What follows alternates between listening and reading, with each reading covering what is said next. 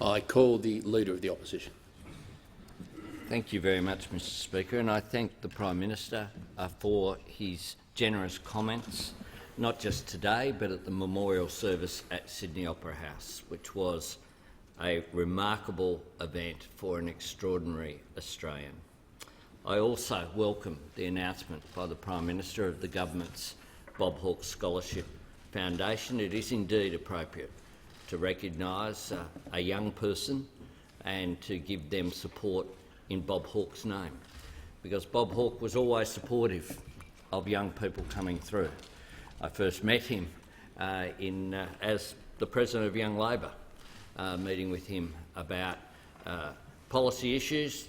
At the time, Young Labor didn't always agree with Bob Hawke, it must be said, but he was always encouraging, and he was a mentor and indeed a very dear friend, and he's missed on the personal level. Bob Hawke was the first Prime Minister in this new parliament. Close your eyes for a moment and you can picture him by the dispatch box. That famous cumulus of hair, that impish sparkle in his eyes, that voice. He towered in this place with the confidence of a man who'd always felt destined for it. Bob had long known that he wanted to be the Prime Minister of Australia. More importantly, he knew he would be. How could it be otherwise? Family legend always had it that when Bob's mother, Ellie, was pregnant with him, her Bible fell open at Isaiah chapter 9, verse 6. For unto us a child is born, unto us a son is given, and the government shall be upon his shoulder.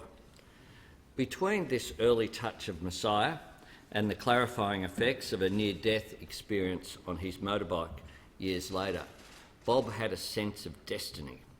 Bob was a genuine folk figure long before he became the Prime Minister. He was indeed the first politician who built a reputation on TV before he became a parliamentarian. Once asked how he could simultaneously be President of the ACTU and President of the Australian Labor Party, he replied with remarkable candour and typical Bob style, quote, "If you can't ride two horses, you shouldn't be in the bloody circus." Now, doubt was not a regular visitor to Bob's mind, and he wasn't keen on it from others, but that doesn't mean that no one felt it. As a Hawke Prime Ministership grew ever more likely, some were worried. His talent and the sharpness of his economic mind were not questioned, but mightn't his larrikin streak embarrass us, domestically and on the world stage? Never mind the future, what about the risk of damaging revelations about his past?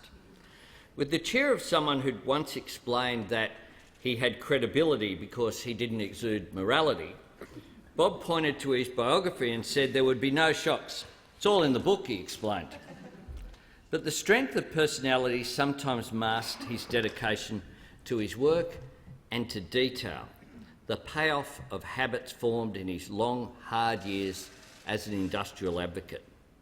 All this energy was channelled into making life better for his fellow Australians. He was at once our leader and our cheerleader. He was ahead of us, calling us on, and yet somehow he was also walking alongside us, and for good measure giving us an encouraging push from behind. Bob was hardly a stranger to ambition, but his ambition embraced the rest of us. He knew we were capable of better, and he knew we could do it together. Think of some of his bywords that characterised his leadership: reconciliation, accord, consensus. They're all about us heading one direction as a nation rather than about division or conflict. And even though he was Labor to the core, you didn't have to vote for Bob to feel the love. He was no one-man band, of course. When Labor was swept to power in the first of his 4 election victories, Bob was blessed with a ministry of rare breadth, depth and talent, the political equivalent of a greatest hits collection. The Whitlam dismissal was the energy that had driven some of them into politics, but it was never going to steer them. This was no time for crash or crash through. Bob Paul Keating, his treasurer, and their team had a clear and urgent agenda to rescue Australia from what they saw as a moribund state, that they knew how to implement it and how to sell it.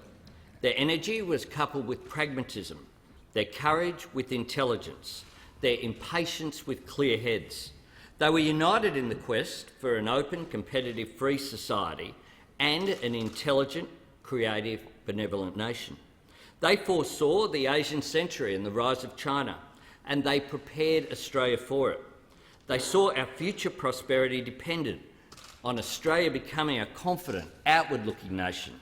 They laid down the foundations of a robust, vibrant economy that has repeatedly withstood forces that have felled other economies in our region and throughout the industrialised world.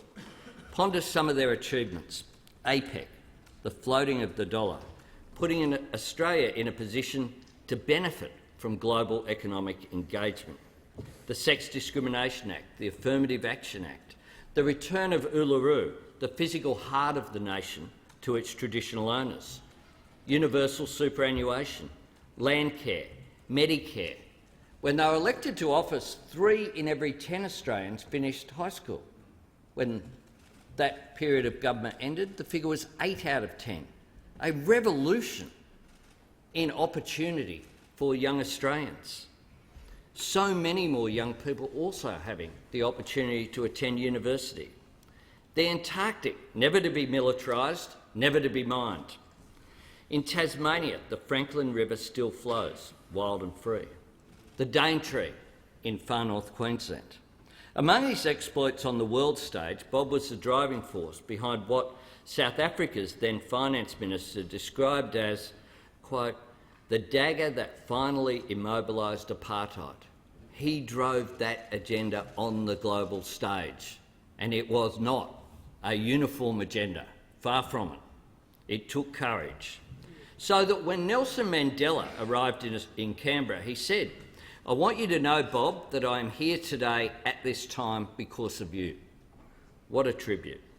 Fighting apartheid was just one manifestation of Bob's loathing for racism. He knew our strength lay in unity, and he was always ready to fight those who sought to divide. When the dog whistle of racism was blown loudly, Bob responded in Parliament with thunder. Last year, 3 decades later, almost to the day, Parliament united right here around Bob's words to condemn another politician who tried to divide us. That day in this place matched the vision Bob had for us. The Prime Minister shaking hands with the opposition leader, Muslim embracing Jew, all united in the knowledge that racism has no place among us. I spoke to Bob about that day. He was thrilled. What can all of us here learn from Bob? Don't fear risk. Don't let the word no be your first instinct. Persuade people, bring them with you. Be among the people who chose you to represent them. Listen, engage. Stay true to your philosophies and make them the bedrock upon which you build your policies. You won't get agreement all the time, but you will get respect. Bob showed us the dividends of a political life lived that way.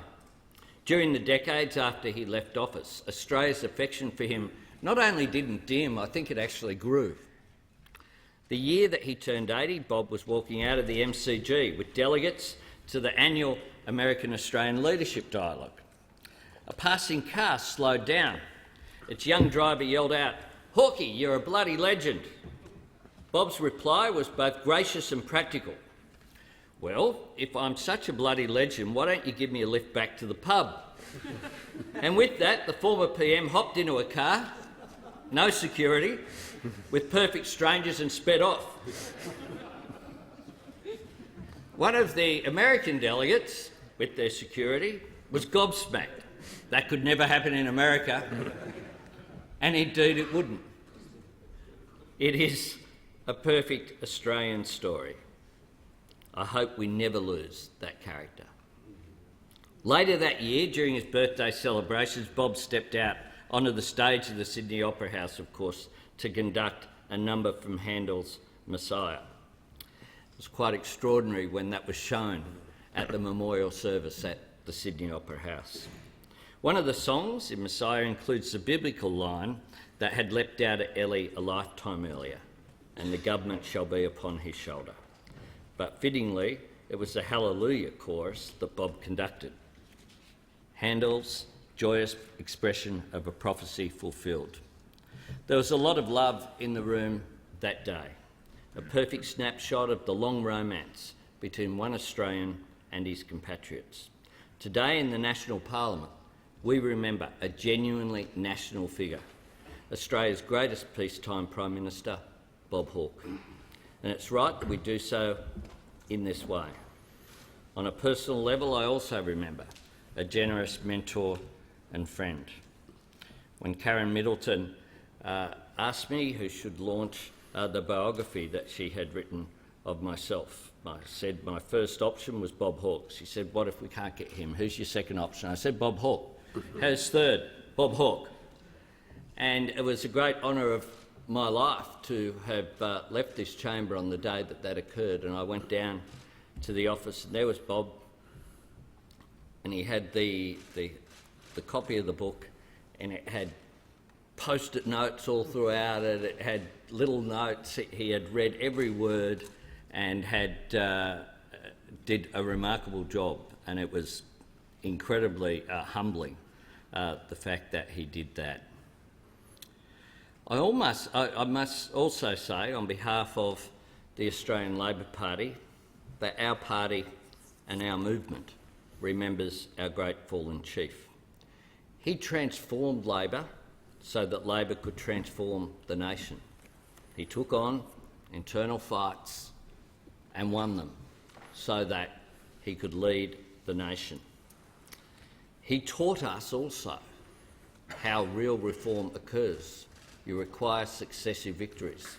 He was Australian Labor's most successful leader with 4 election victories, which consolidated those reforms like Medicare and superannuation so that they couldn't just be wound back easily. We know, of course, also that he never stopped singing Solidarity Forever. He particularly used to get to the line, is there anything left to us but to organise and fight? The music is done now. In the quiet that has fallen, we farewell this giant, a beloved Labor leader, our most popular Prime Minister, a man who in so many ways was Australia amplified. We farewell him not with sadness but with gratitude and with love. Our gratitude and love also go to his children Susan, Stephen and Rosalind, who had to share their dad with the nation, and to the memory of little Robert Jr., who tragically never got the chance. To Blanche Delpouget, who was for Bob love's second great blossoming and cared for him so compassionately during his later years. To the memory of Hazel Hawke, who was Bob's first great love. To the memory of Clem and Ellie Hawke, who raised their son to turn his back on hatred and embrace the brotherhood and sisterhood of humanity. And finally, we turn to that driver outside the MCG that night and we say, you were right, Bob Hawke, legend.